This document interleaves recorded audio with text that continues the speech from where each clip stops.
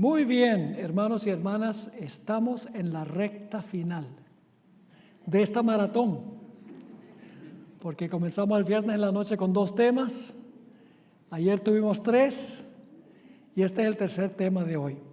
Ojalá haya sido de un beneficio para todos nosotros, que nos haya abierto la perspectiva en cuanto a lo que está ocurriendo y lo que pronto ocurrirá.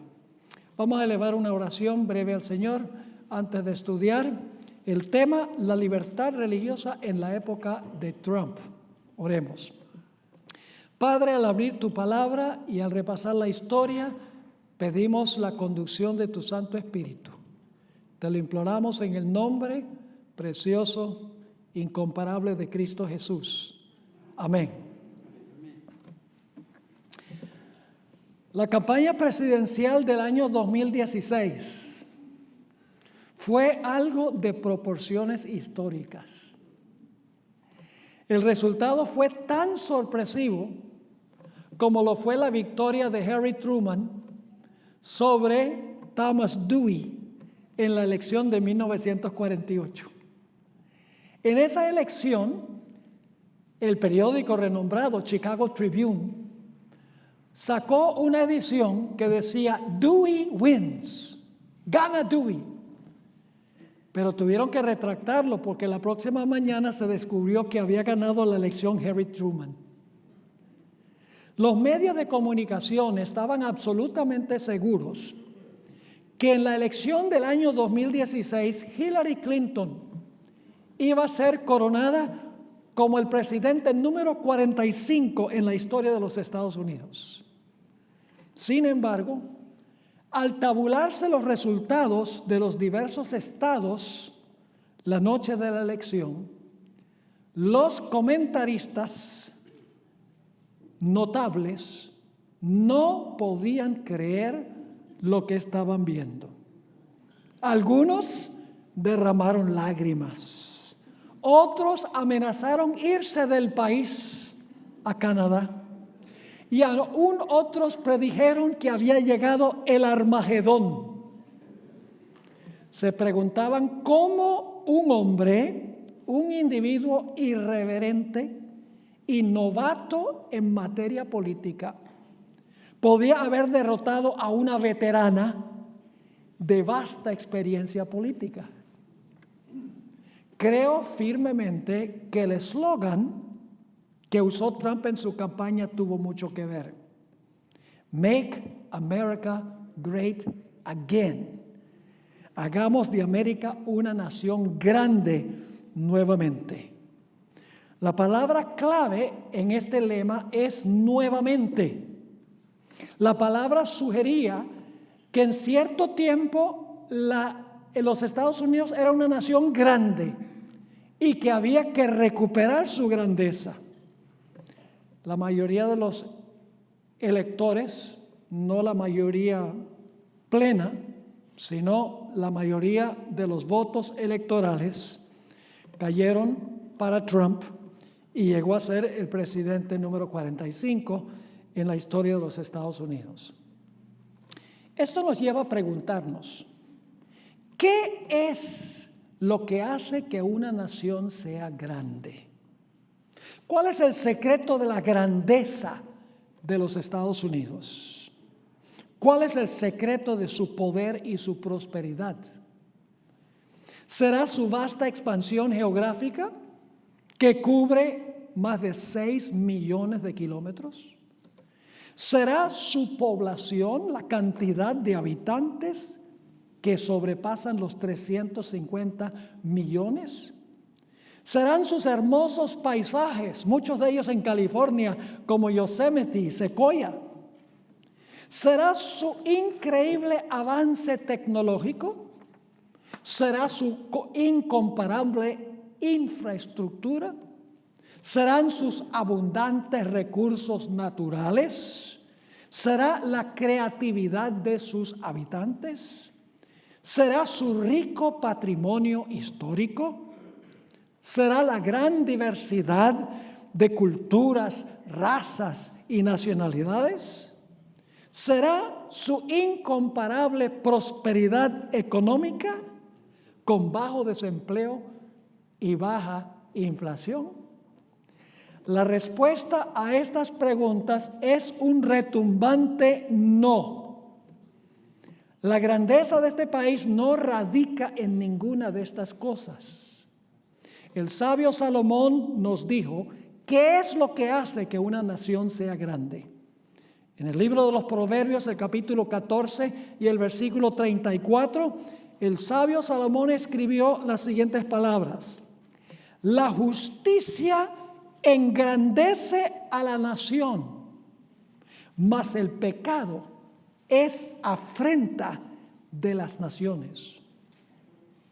¿Cómo llega a ser una nación justa y grande? Esta pregunta es muy importante, pues en el transcurso de la historia se han levantado muchas naciones que fueron poderosas, pero luego se desintegraron en el polvo. Una nación llega a ser justa cuando su población es justa y piadosa y vive en armonía con los mandamientos de Dios. En Deuteronomios, el capítulo 4 y el versículo 6, Dios le advirtió a Israel cómo podían llegar a ser una nación grande. Dice allí Dios a su pueblo, hablando de sus mandamientos: guardadlos, pues, y ponedlos por obra, porque esta es vuestra sabiduría y vuestra inteligencia ante los ojos de los pueblos, los cuales oirán todos estos estatutos y dirán: ciertamente pueblo sabio y entendido, nación grande es esta. Lo que hace que una nación sea grande es su piedad, su justicia, su obediencia a las leyes y los mandamientos de Dios. Pero la legislación gubernamental no tiene poder inherente para hacer que una nación sea justa y piadosa y grande.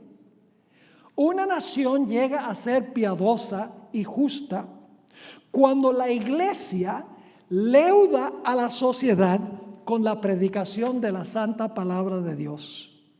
Cuando los ministros predican la palabra penetra al corazón de los ciudadanos, cambia sus vidas y como resultado la sociedad llega a ser justa y piadosa.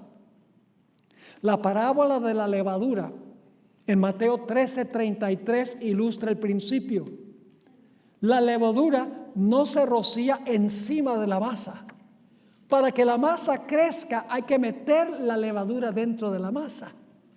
Así es que cuando los pastores predican la palabra penetra el corazón, transforma la vida y como resultado viene la transformación de la sociedad.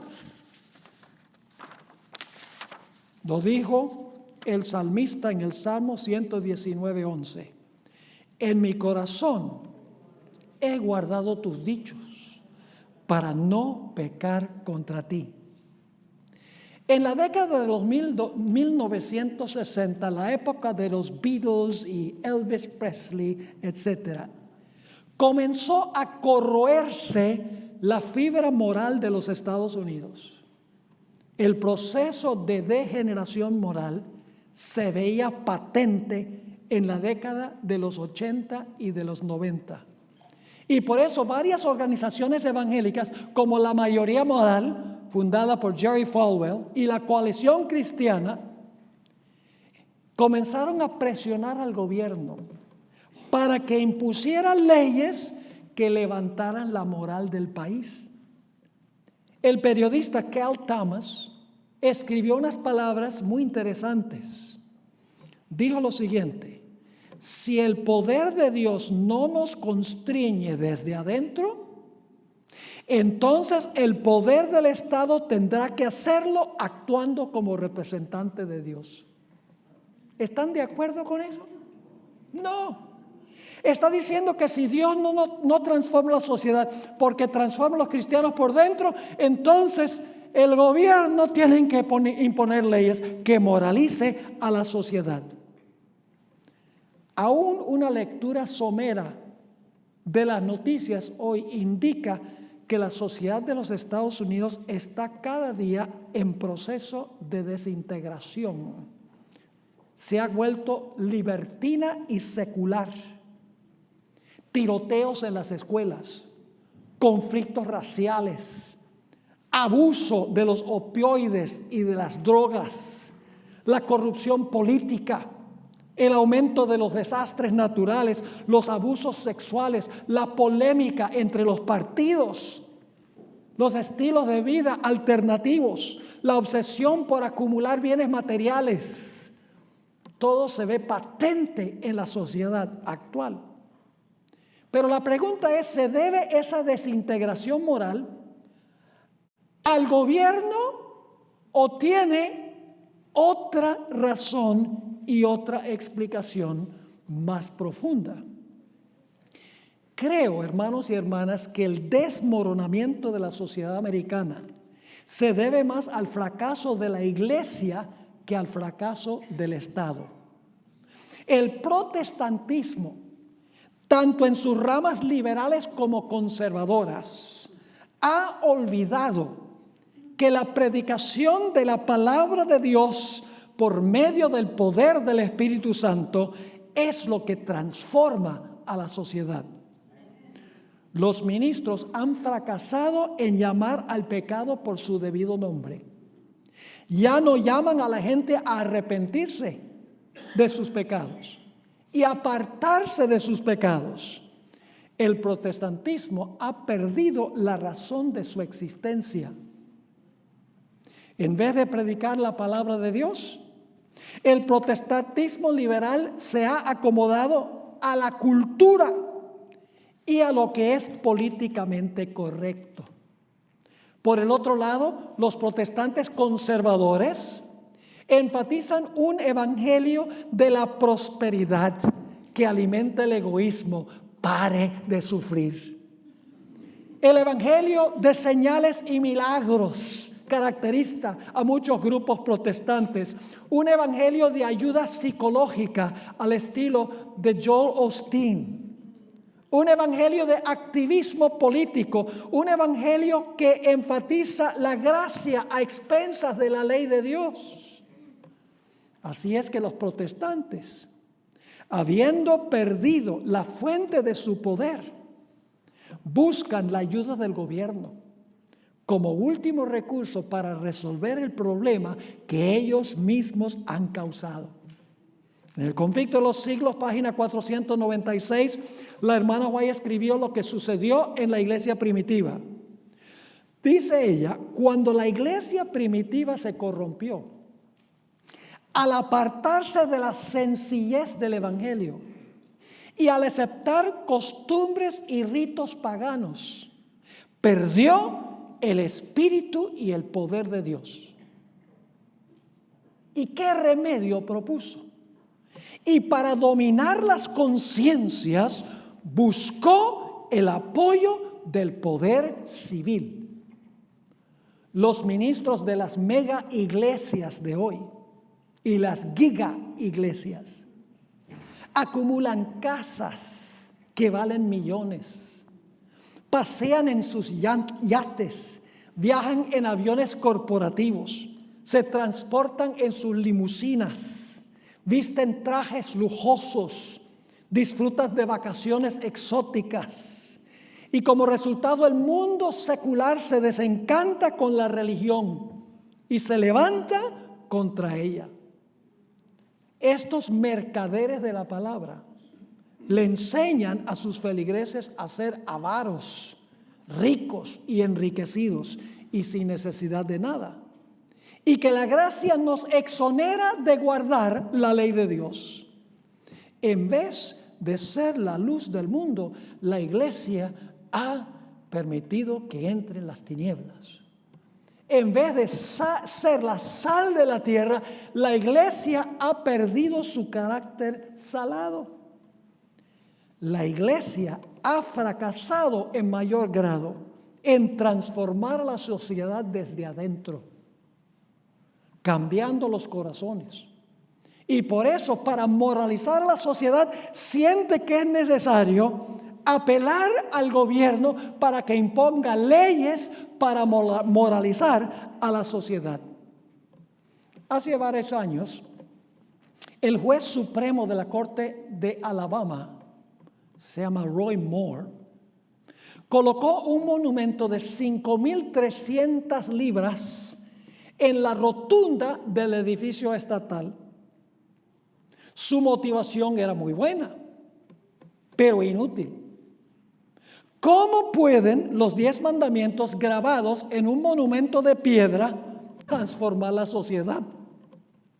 El apóstol Pablo tenía razón cuando escribió que el cambio de la vida viene tan solo cuando Dios escribe su ley en las tablas del corazón.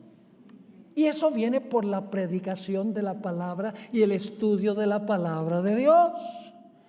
Recuerdo cuando yo era niño, a veces decía una mala palabra. La maestra o el maestro llamaban a la casa y le contaban a mi mamá, y cuando llegaba a la casa, mi mamá me estaba esperando con la barra de jabón para lavarme la boca. Y un día, mirando mientras me saboreaba el jabón, miré a mi mamá y le dije: pero mamá, no lo estás haciendo correctamente, porque la Biblia dice: de la abundancia del corazón habla la boca. Así que tienes que lavarme el corazón para que la boca hable bien. ¿Cuál es entonces la solución para los problemas de la sociedad americana? ¿Cómo puede recuperar América la grandeza que perdió? ¿Tiene el gobierno la solución? Romanos 13 tiene la respuesta. Este pasaje, y no lo vamos a leer todo por la premura del tiempo, pero este pasaje está hablando de la autoridad del gobierno civil. Y nos dice que nosotros debemos obedecer las leyes del poder civil por 2 razones. En primer lugar, dice que algunos observan las leyes por temor al castigo. Es decir, manejan conforme al límite de velocidad por temor a que les den un ticket. Por eso obedecen las leyes. Pero el apóstol Pablo dice que hay una segunda motivo, y es por causa de la conciencia.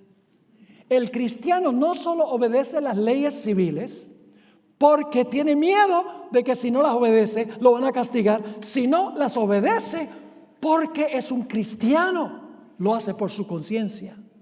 En Romanos 13 y el versículo 5 el apóstol Pablo escribió: por lo cual es necesario estarles sujetos al poder civil, no solamente por razón del castigo, que sería desde afuera, pórtate bien porque si no te van a castigar, sino también por causa de la conciencia que te dice que debes hacerlo, porque tienes la ley en el corazón. La sociedad es estable y justa cuando los ciudadanos guardan la ley de Dios, y no por temor al castigo, sino porque el Espíritu Santo la ha grabado en el corazón.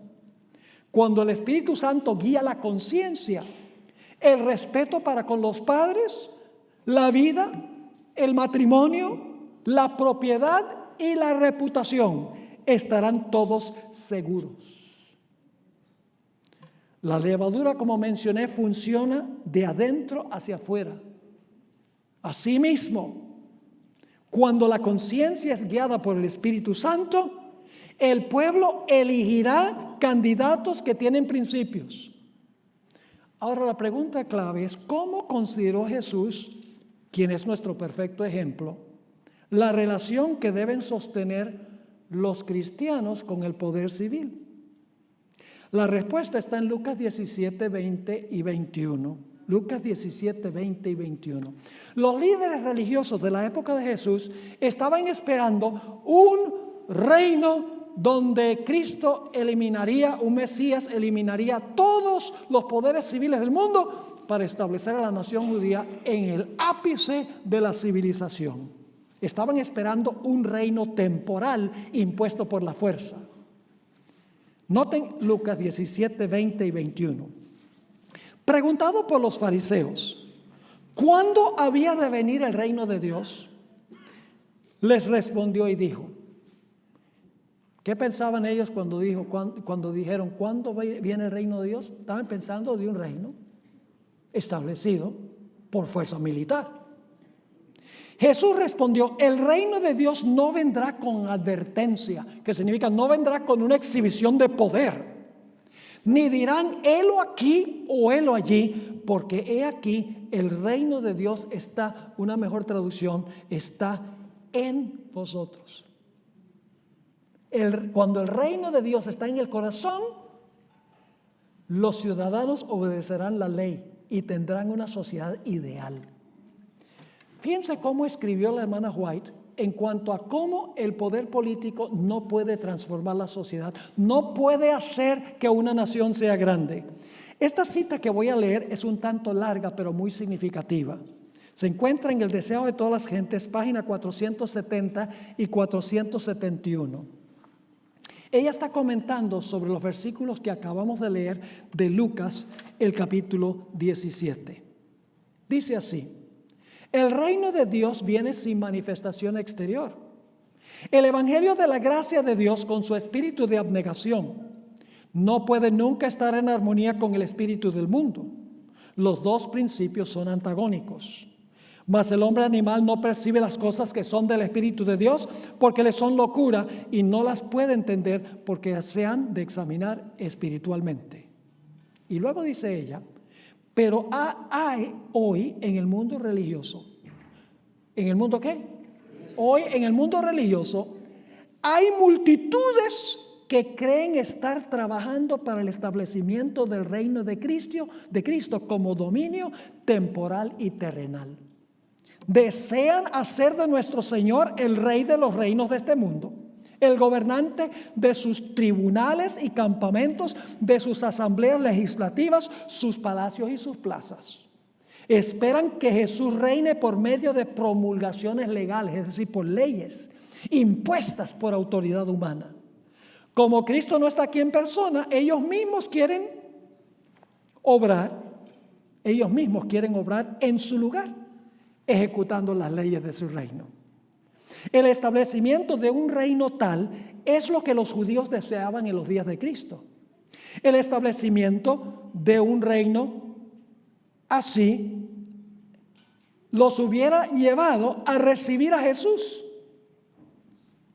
Si Él estuviese dispuesto de establecer un dominio temporal, a imponer lo que ellos consideraban como las leyes de Dios y hacerlos los expositores de su voluntad y los agentes de su autoridad.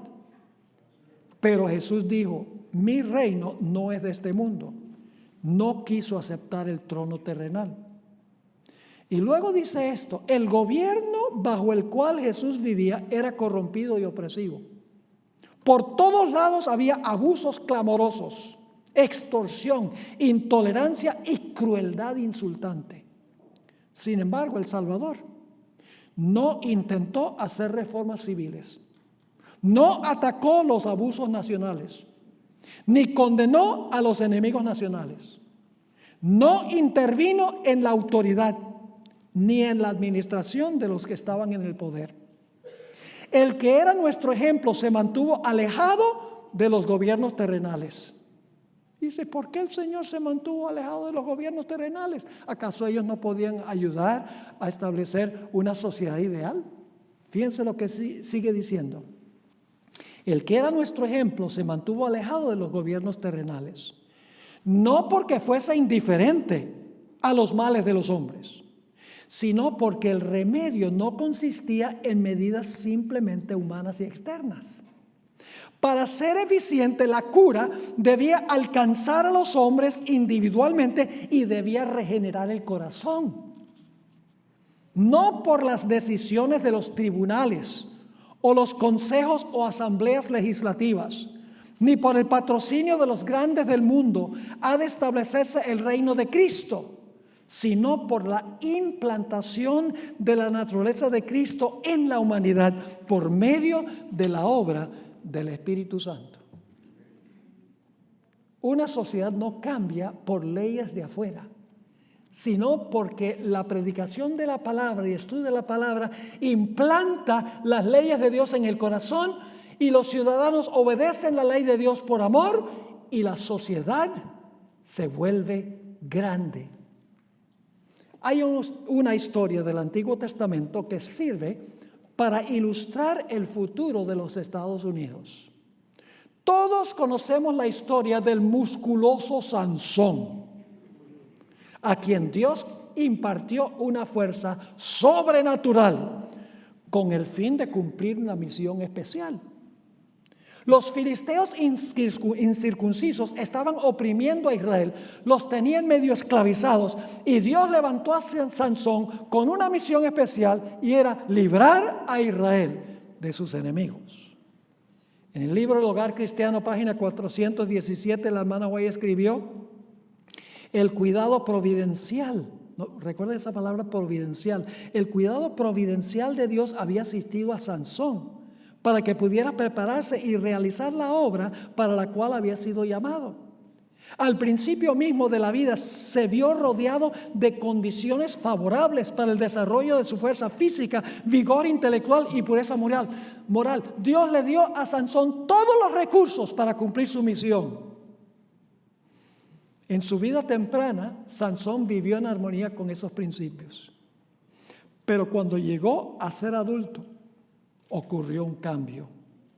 Sansón comenzó a transigir en sus principios que le habían dado su poder y su prosperidad. Una mujer ramera, persistente, con el nombre de Dalila, cuyo nombre significa la consumidora, lo sedujo a tener una relación ilegítima con ella, y hechizado abandonó su secreto. Ella le cortó el cabello y esto lo llevó a la apostasía y a la ruina. En el libro Patriarcas y Profetas, página 606, la hermana White escribió: precisamente cuando llegaba a edad viril, cuando debía cumplir su misión divina, el momento en que más fiel a Dios debe haber sido, Sansón se vinculó con los enemigos de Israel. En el libro El Hogar Cristiano, página 417, ella añadió: pero bajo la influencia de amistades y relaciones impías, abandonó aquella confianza en Dios, que es la única seguridad del hombre, y fue arrebatado por la marea del mal. Y alguno me dirá: ¿cómo ilustra esta historia la historia de los Estados Unidos?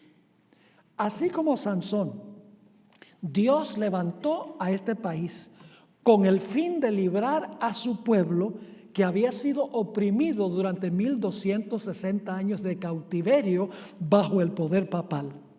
Dios le concedió a este país toda bendición, todos los recursos necesarios para llegar a ser la nación más poderosa y más grande del mundo. Pero así como Sansón, los Estados Unidos tienen un secreto de su poder y prosperidad. Mientras este país guarde su secreto y obedezca a Dios, nada lo podrá vencer. Elena White escribió en 1888 cuál es el secreto del poder y la grandeza de este país. Dice en el Conflicto de los Siglos 494, el republicanismo y el protestantismo, es decir, libertad civil y religiosa, separación de iglesia y Estado, vinieron a ser los principios fundamentales de la nación. Y luego dice: estos principios son el secreto de su poder y su prosperidad. Separación de iglesia y Estado.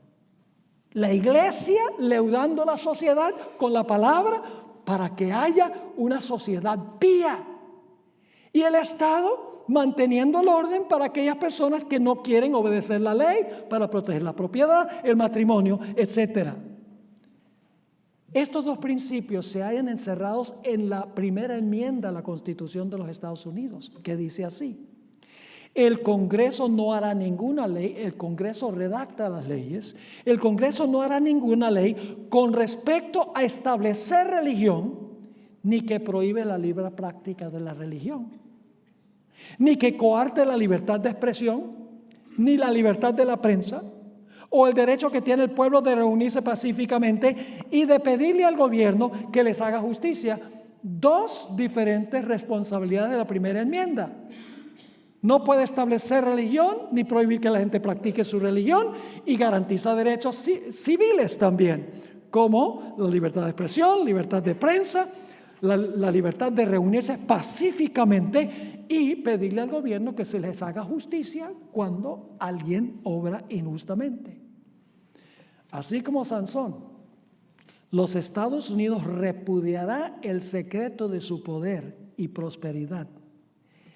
Esto lo hará al permitir que una ramera espiritual, la iglesia romana apóstata, la seduzca a contraer una relación ilícita entre la iglesia y el Estado. El resultado será que la ramera resoluta llevará al país a repudiar el secreto de su grandeza y su prosperidad, y la apostasía nacional llevará a la ruina nacional. En el libro Eventos de los Últimos Días, página 137, la hermana White escribió: el Estado pondrá bajo su cuidado y protección los principios católicos romanos. A esta apostasía nacional le seguirá rápidamente la ruina nacional. La profecía nos indica que las iglesias protestantes no solo persuadirán al poder civil que imponga leyes legítimas, sino que también convencerán al poder civil que imponga leyes que violan la conciencia. La nación de los Estados Unidos es diferente que cualquier nación en el mundo. Los historiadores se refieren a los Estados Unidos, al estatus de los Estados Unidos, con la palabra excepcionalismo. ¿Qué hace que los Estados Unidos sea excepcional? Voy a leer una definición que da Ian Terrell.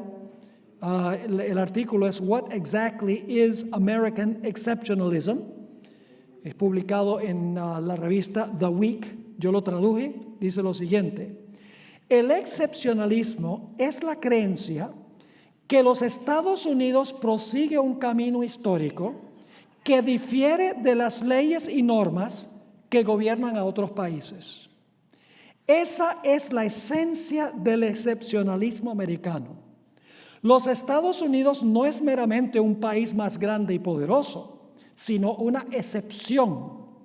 Es el portador de liberación y libertad, y moralmente superior a algo que se llama Europa. Muy interesante.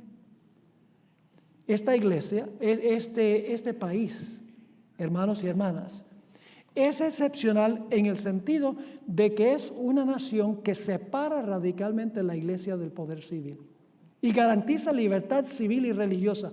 Por eso miles y miles quieren venir a este país. No es solamente por los recursos que pueden adquirir aquí, sino porque es un país donde hay relativa paz y donde hay relativa tranquilidad, a donde la gente puede trabajar y puede prosperar. El 10 de junio de 1797, solo unos pocos meses antes que el papado recibiera su herida mortal en 1798, el presidente John Adams, en ese tiempo presidente de los Estados Unidos, llevó al Congreso de los Estados Unidos una ley que se conoce como el Tratado de Trípoli. Y parte de la ley que lo aprobó el Senado, el Congreso, decía lo siguiente: el gobierno de los Estados Unidos en ningún sentido está fundado sobre la religión cristiana. Hoy en día los protestantes se enardecen con esa ley. Dice, ¿cómo que los Estados Unidos no fue fundado sobre la religión cristiana? Este es un país cristiano. Pero saben que cuando se aprobó esta ley, los protestantes de la época no protestaron. La ley se llevó al Senado en mayo de 1797. Los senadores la estudiaron, la aprobaron unánimemente, se les dio un ejemplar escrito. Los periódicos grandes de Filadelfia y Nueva York no protestaron. Todo el mundo estaba bien con la idea de que este país no es un país cristiano. es un país de cristianos.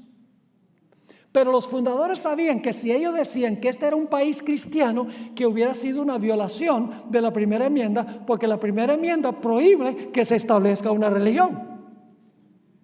Así que este país no es un país cristiano, que sería una violación de la Constitución, que dice que no se puede establecer religión por ley, sino que es una religión preponderantemente que se compone ¿de qué?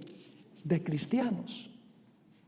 Alexis de Tocqueville, analista político francés, hizo una gira de los Estados Unidos entre los años 1831 y 1833.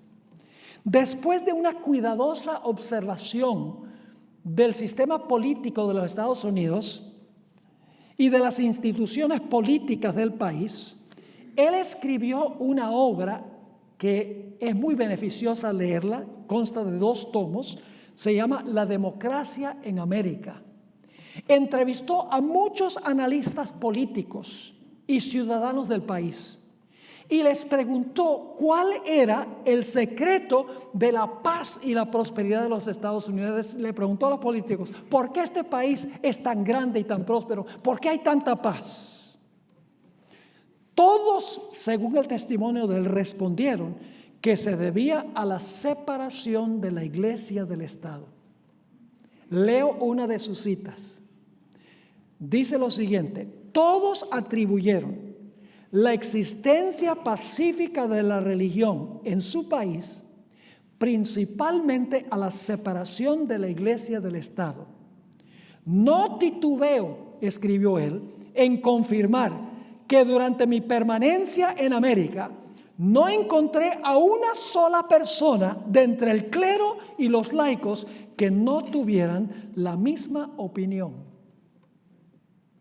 Los 2 principios: separación de iglesia y Estado, libertad civil y religiosa. La iglesia haciendo su obra como iglesia, predicando la palabra, transformando corazones para que los ciudadanos sean ciudadanos que obedecen las leyes por su conciencia, y el Estado asegurándose de que las leyes se implementen para las personas que no les dicta su conciencia que deben hacerlo.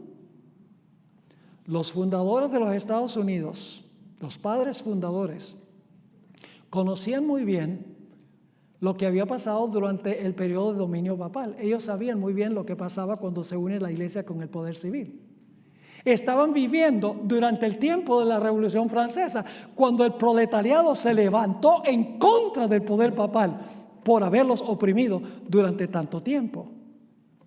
Sabían que la iglesia romana se había apropiado del poder civil para perseguir a todos los que no estaban de acuerdo con la iglesia, y ellos dijeron: en esta nueva nación vamos a establecer un sistema de gobierno distinto.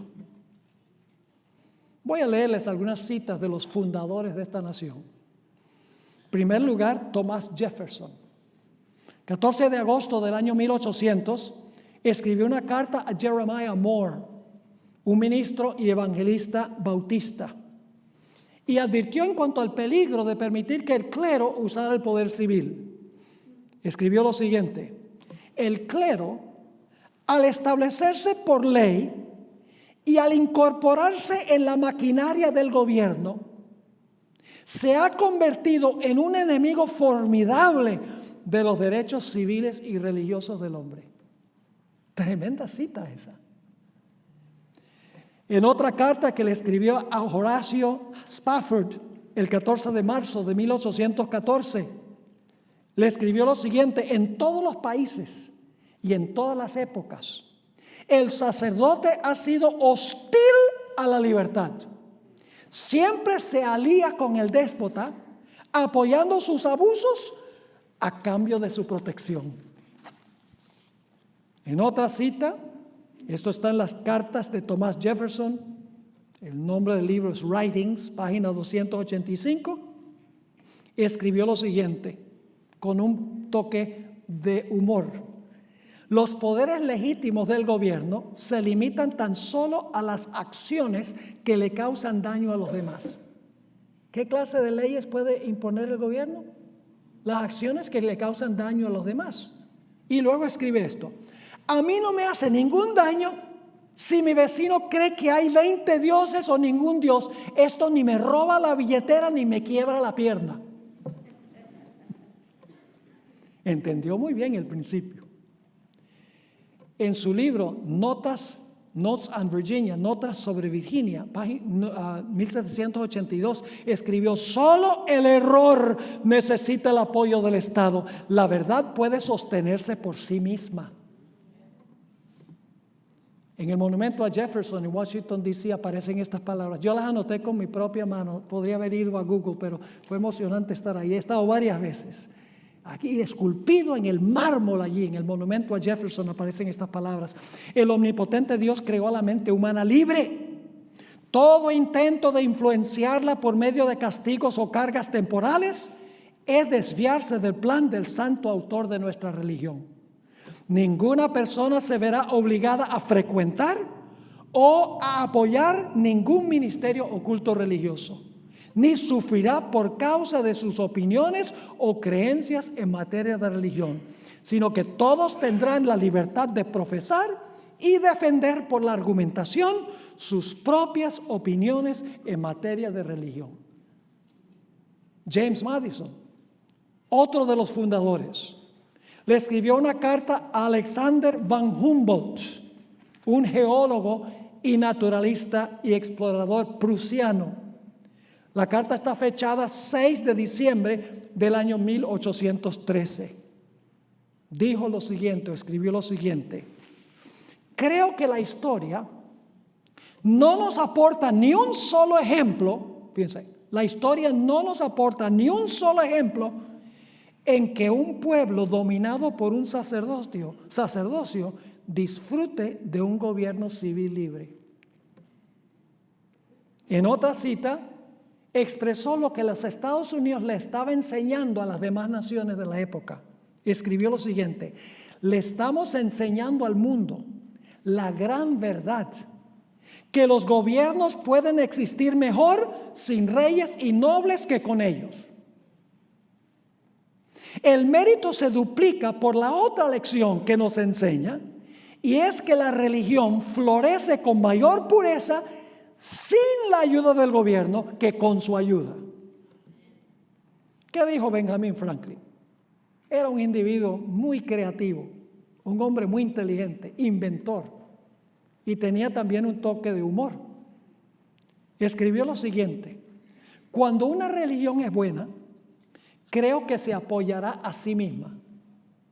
Y cuando no se apoya a sí misma, y Dios no se encarga de apoyarla, sino que los que la profesan se ven obligados a buscar la ayuda de los poderes civiles para apoyarla, es señal, creo yo, que es una religión mala.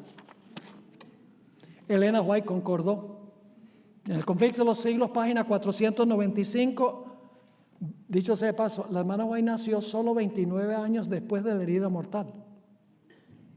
Escribió esto: los fundadores de la nación, citas que acabamos de leer, los fundadores de la nación procuraron con acierto que la iglesia no pudiera hacer uso del poder civil, con los consabidos e inevitables resultados: la intolerancia y la persecución.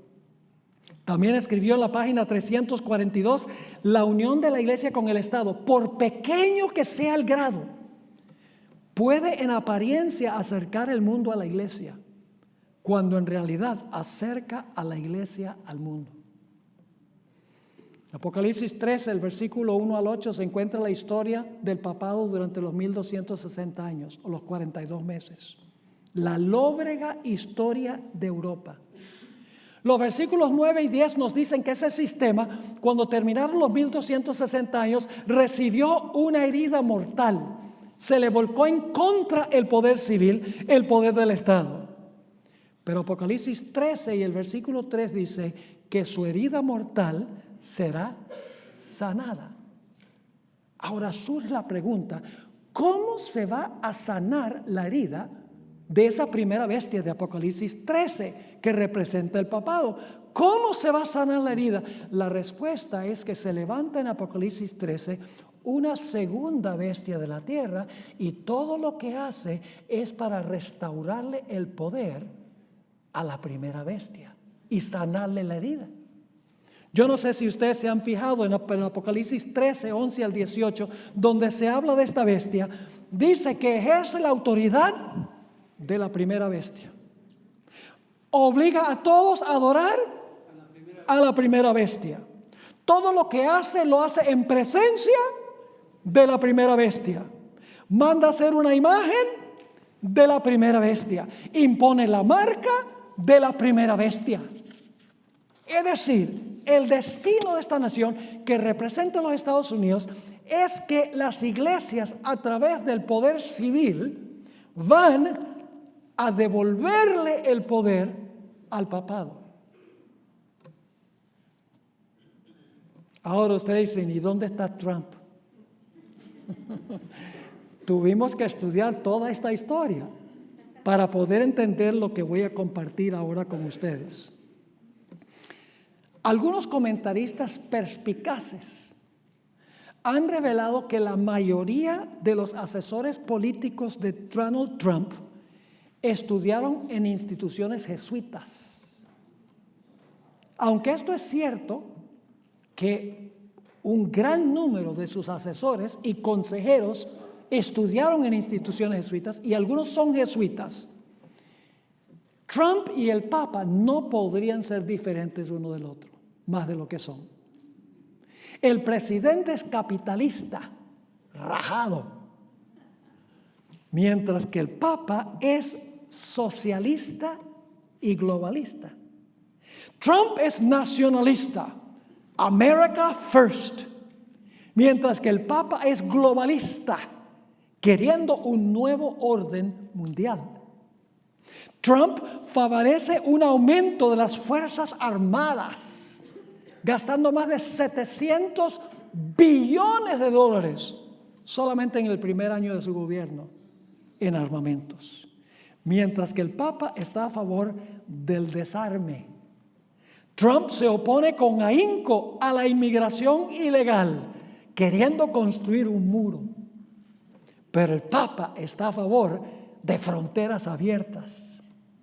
Trump niega los efectos del cambio climático, sacando a los Estados Unidos, por ejemplo, del Acuerdo de París, mientras que el Papa es un proponente fuerte de la legislación sobre el cambio climático. El Papa está a favor de redistribuir la riqueza de los países ricos a los países pobres, mientras que Trump dice, conservemos el dinero aquí.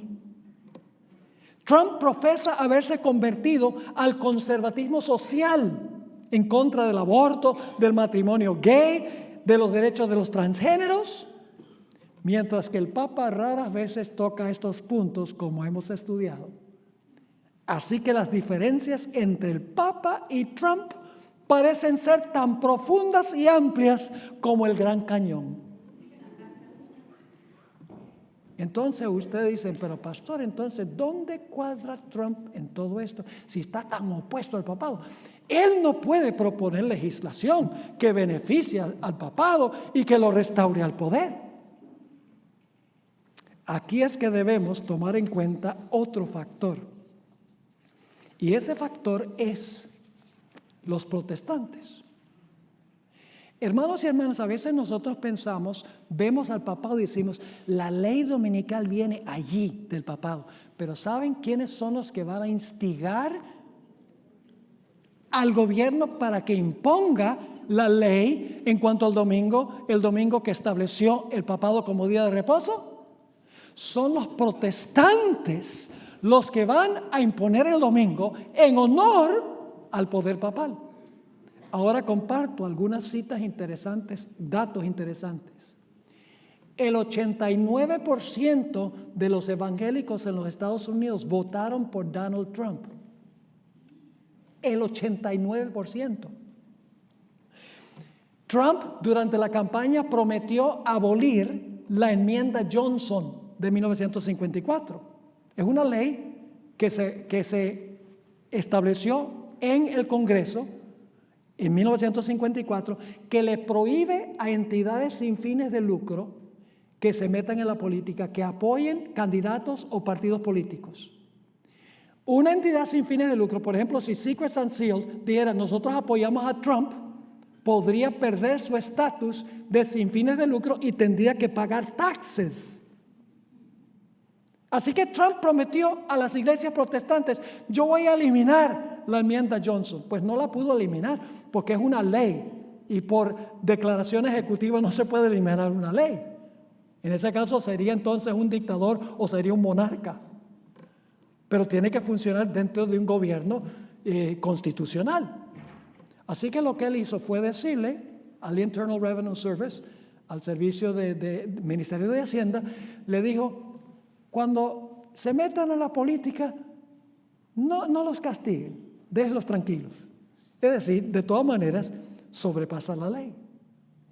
Trump mudó la embajada de los Estados Unidos en Israel de Tel Aviv a Jerusalén. Y usted dice, ¿qué tiene eso que ver con los protestantes? Escuchen, los protestantes tienen este panorama de eventos finales, de que todos los eventos finales se van a realizar en Israel. Este presidente es amante de los judíos, primordialmente por lo que los evangélicos le están diciendo a él, los asesores que le están diciendo a él. Con ese panorama escatológico que ellos tienen de que se va a reconstruir el templo de Jerusalén, y ahí se va a sentar un personaje bien malévolo, que es el anticristo, va a construir una estatua bien grandota y va a mandar a todos a adorar la estatua y les va a poner un tatuaje en la mano derecha o en la frente. Por eso ellos influyeron sobre Trump para que mudara la embajada a Jerusalén. Tiene muchos asesores evangélicos en la Casa Blanca. Inclusive estableció una oficina en la Casa Blanca que se llama Iniciativa de la Fe y la Oportunidad de la Casa Blanca.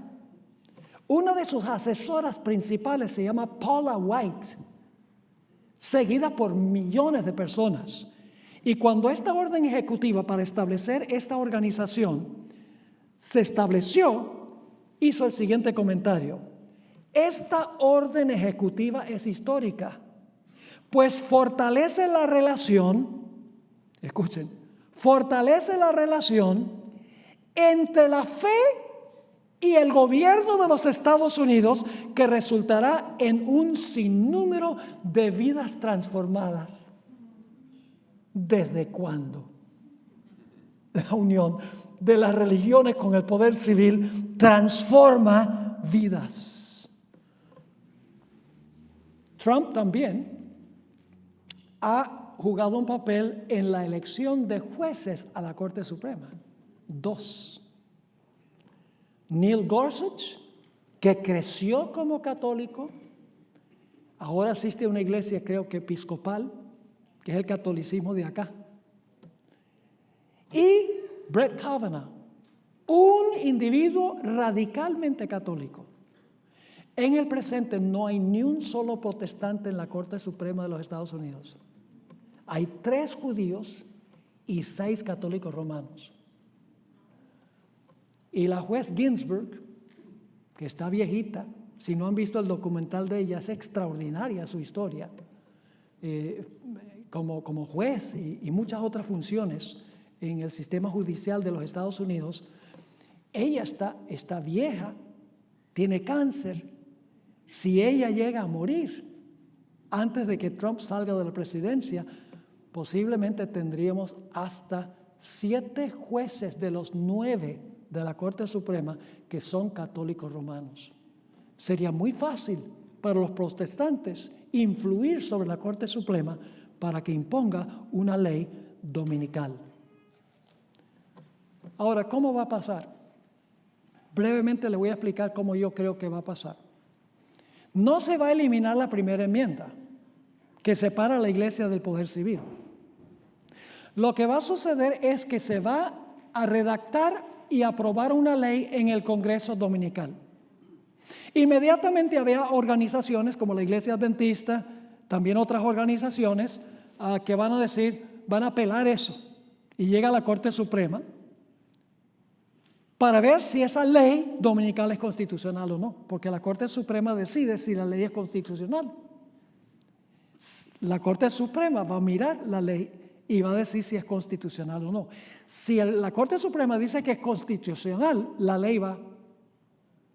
Si dice que no es constitucional, la ley no va, porque la Corte Suprema es la que interpreta las leyes y dice si son constitucionales, si pueden ser ley o no.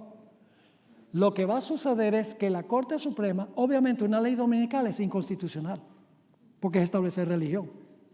Y una ley antisabática es inconstitucional, porque la Constitución garantiza que la gente puede practicar su religión libremente. Pero lo que va a suceder es que la Corte Suprema va a declarar que leyes inconstitucionales son constitucionales. Y allí nuestra última apelación quedará en las manos de Dios. ¿Qué va a pasar con Trump? No sabemos. Pero les digo que estamos en un tiempo cuando tenemos la oportunidad de compartir este mensaje. Pero viene el tiempo cuando no podremos hacerlo. Tenemos un paréntesis ahora para hacer lo que Dios quiere que nosotros hagamos. Signs of the Times, julio 4, 1899, la hermana White escribió lo siguiente: los Estados Unidos es la nación más grande y favorecida de la tierra. Una providencia misericordiosa ha escudado a esta nación y ha derramado sobre ella las más ricas bendiciones. Aquí los perseguidos y oprimidos han hallado refugio. Aquí se ha enseñado la fe cristiana en su pureza. Este pueblo ha recibido gran luz y misericordia sin par. Pero estos dones celestiales los ha repagado con ingratitud y olvido hacia Dios. El infinito guarda un registro de las naciones y la culpa de ellas es proporcional a la luz que han recibido. Un registro temible se encuentra en el cielo contra nuestra nación, pero el crimen que colmará la medida de su iniquidad será cuando invalide la ley de Dios. Hermanos y hermanas, ahora estamos en un paréntesis donde tenemos libertad para compartir el mensaje especial de nuestra iglesia.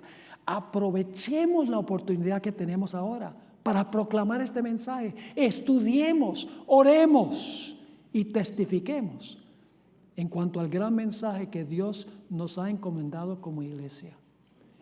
Así hemos concluido esta serie. Gracias por venir. El Señor les bendiga. Nos veremos, si no aquí, nos veremos en el cielo.